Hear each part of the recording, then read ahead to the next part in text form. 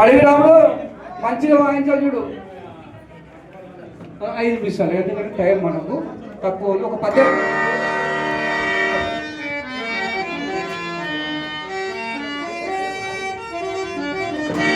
అవునా గోపాలుడు నిద్రపోతున్నాడు.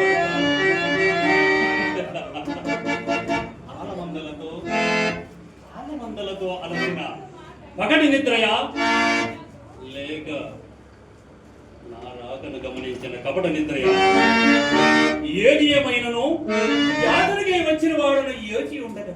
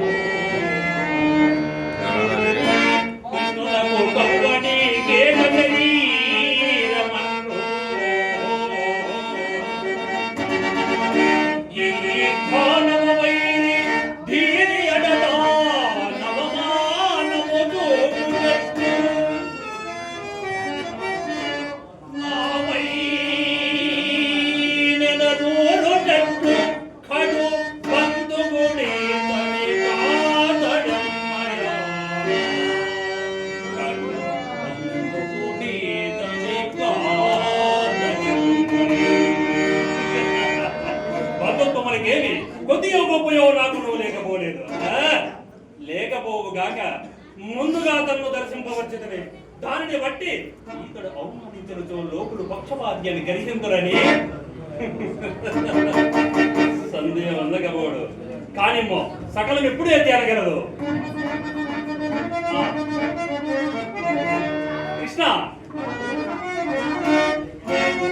ఈతడు అర్జునుడు సంపాదించిన ఇది ఒక విధముగాను నన్ను గౌరవించు వైఖరి మర్యాద కనపడుతున్నది. లోకాచారముగా నేను తిరుమల తెలుసా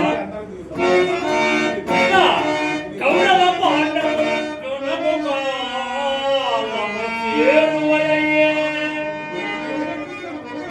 మాకు అవ్వా